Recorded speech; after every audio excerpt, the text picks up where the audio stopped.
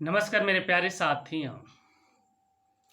1861 के पहले हमारे देश में, जिसे हम आज आईएएस कहते हैं, उस दौरान आईसीएस कहते थे।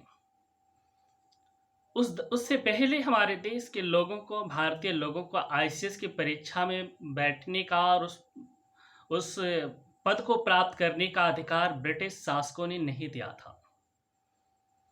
देश के नागरिकों और राजनेताओं के काफी लंबे और कठिन संघर्षों की बाद यह अधिकार मिला 1861 में। उसके बाद 1862 में भारतीय लोग ब्रिटेन गए इस परीक्षा को देने के लिए। तब ब्रिटेन में यह परीक्षा होती थी। ब्रिटेन गए और 1863 में परीक्षा दिए। तब उसमें प्रथम भारतीय सत्येंद्रनाथ टैगोर, जो रविंद्रनाथ टैगोर के बड़े भाई थे, इस परीक्षा को पास किए और 1864 में भारत वापस लौटे। तब जाकर ब्रिटिश भारत सरकार के दौरान बॉम्बे प्रेसिडेंसी प्रशासनिक व्यवस्था में इनको अधिकारी के पद पर चयन हुआ। बड़े हर्षोल्लास के साथ देश के लोगों ने इस बात की खुशी मनाई कि वास्तविक देश के उद्धारक के पद पर हमारे देश के लोग अब चयनित होने लगे हैं। राजनेता तो सत्ता में आएंगे और थोड़े दिन बाद चले जाएंगे, लेकिन ये तो अपने जीवन भर रिटायरमेंट की उम्र तक अपने पद पर बने रहेंगे और देश के विकास का उद्धार होगा। क्या वर्तमान में मकसद कामयाब हो रहा है? वर्तमान में दो तरह की सरकारें कही जाती हैं, एक राजनीतिक सरकार, दूसरा संवैधानिक सरकार। राजनीतिक सरकार जो मतदान के द्वारा राजनीतिक सत्ता में आती हैं और 5 साल बाद फिर अपनी सत्ता से चले जाते हैं। संवैधानिक सरकार, जिसे हम आईएएस कहते हैं, ये तो उच्च योग्यता के द्वारा इस भारत की सबसे बड़ी परीक्षा मानी जाती है आईएएस की परीक्षा। उस परीक्षा को पास करके अपने पद पर चयनित होते हैं और जीवन भर रिटायरमेंट के उम्र तक अपने पद पर बने रहते हैं। इन्हें हम संवैधानिक सरकार कहते हैं, जो कि इस देश के विकास की व्यवस्था के सबसे मूल व्यक्ति कहे जाते हैं। अगर हम ये कहें कि डॉक्टर B.R. अम्बेडकर ये कहते थे कि संविधान तभी सफल होगा जब इसको लागू करने वाले व्यक्ति ईमानदार होंगे, लागू करने वाले व्यक्ति अच्छे होंगे तो संविधान अच्छा होगा। तो उन्होंने ये भी कहा कि प्रशासनिक अधिकारी तो इस देश के विकास रूपी शरीर की धमनी है, रक्त की धमनी है। अन्य कोई भी व्यवस्थाएं अगर भ्रष्ट होती है तो इस देश की जो है कि शासन प्रशासन की व्यवस्था, विकास की व्यवस्था जिंदा रह सकती है। लेकिन जो आईएएस व्यवस्था है, प्रशासनिक व्यवस्था है, जो जिसको उन्होंने रक्त की धमनी कहा, जब रक्त की धमनी शुद्ध नहीं होगा, ईमानदार नहीं होगा, तो कभी विकास रूपी शरीर जिंदा नहीं रह सकता। उसी प्रकार जैसे शरीर को जिंदा रहने के लिए रक्त की धमनियों पे ही शरीर का सारी गति काम करती है, उसी प्रकार देश के विकास रूपी शरीर को जिंदा रहने के लिए आईएएस रूपी धमनी की व्यवस्था में इस देश की गति आगे बढ़ेगी और देश का विकास जिंदा रहेगा। वर्तमान में अनेक आईएएस हैं जिनके नामों की लंबी श्रृंखलाएं हैं, जो रिश्वतखोरी और बजट की चोरी करते हुए पकड़े जाते हैं और समाज के सामने उनका नाम आता है। तो क्या ऐसे में देश के विकास का उद्धार होगा? जब देश के रक्षक ही देश के विकास में ईमानदार नहीं रहेंगी तो देश के विकास रूपी नाव का विनाश हो जाएगा। साधारणतः हम ये कहते हैं कि संपत्ति अस्थायी नहीं होती। हर व्यक्ति जानता है चाहे ज्ञान रूपी सर्वश्रेष्ठ आईएएस है, चाहे एक आम आदमी है, हर व्यक्ति जानता है कि संपत्ति अस्थायी नहीं होती, कभी आती है तो कभी विनाश होता है। दूसरी, एक न एक दिन इस संपत्ति को छोड़कर तो मरना ही है।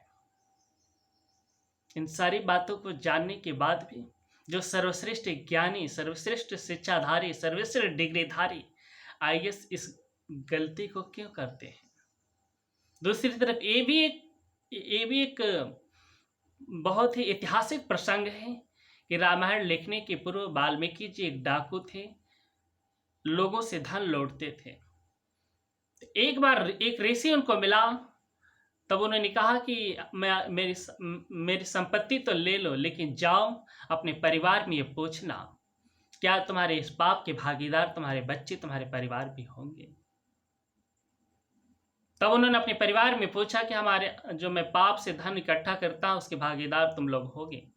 परिवार के बच्चे, परिवार के सभी सदस्यों ने कहा हम नहीं भागीदार होंगे, तुम अकेले लूटते हो, चोरी करते हो, तुम इसके भागीदार हो, हम नहीं है। वो बातें हम सब के ऊपर भी लागू होती है।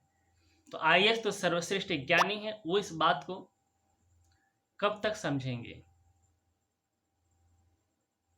जो इस देश की सबसे सर्वोच्च पद प्रतिष्ठा माना जाता है, उनको अपने पद प्रतिष्ठा की गरिमा भी धन लोलुपता के आगे तुच्छ पड़ जाती है। हमारे देश की जनता भी,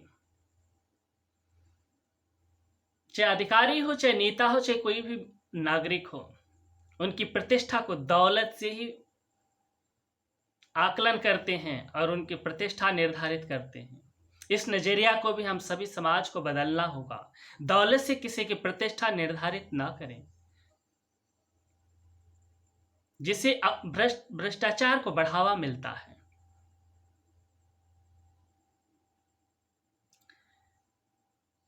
साधारणतः मैं ये देखता हूं कि हरियाणा सरकारी व्यवस्था में मैं भी एक बतौर सरकारी कर्मचारी हूं,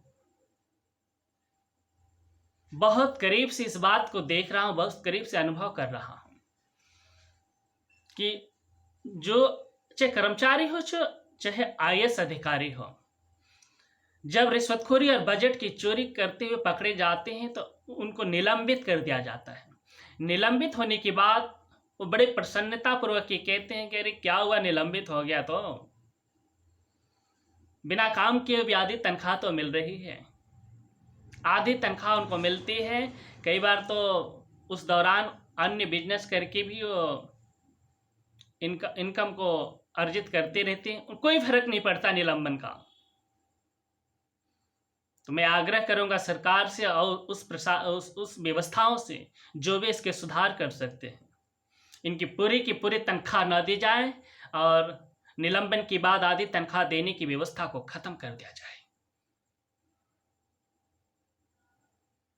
दूसरी तरफ सुधार के परिप्रेक्ष्य में मैं देखता हूं कि फ्रांस की में यह व्यवस्था है, कानून व्यवस्था है कि जो व्यक्ति अधिक जितना शिक्षित होगा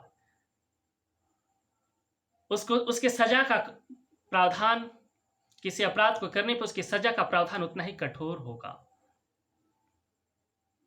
इस भारत में भी ये व्यवस्था लागू होनी चाहिए, जबकि भारत में तो उसके विपरीत होता है।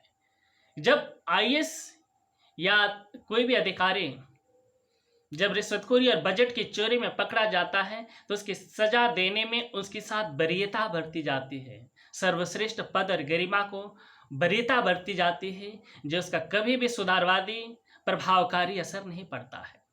तो उस फ्रांस की व्यवस्था को कि जो व्यक्ति जितना अधिक शिक्षित होगा उसको उतना ही अधिक सजा मिलेगी, उस व्यवस्था को भारत में लागू करनी चाहिए।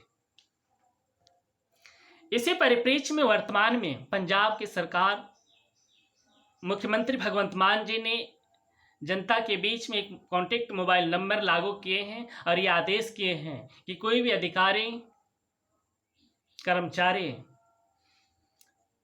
रिश्वत लेते हुए या बजट की चोरी करते हुए या कोई भी गलत कार्य करते हुए पकड़ा जाता है तो उसकी वीडियो और उसके फोटो को बना करके हमारे सामने प्रस्तुत करें। जो बहुत ही सराहनीय कदम है और बहुत ही कारगर प्रभाव डाल रहा है।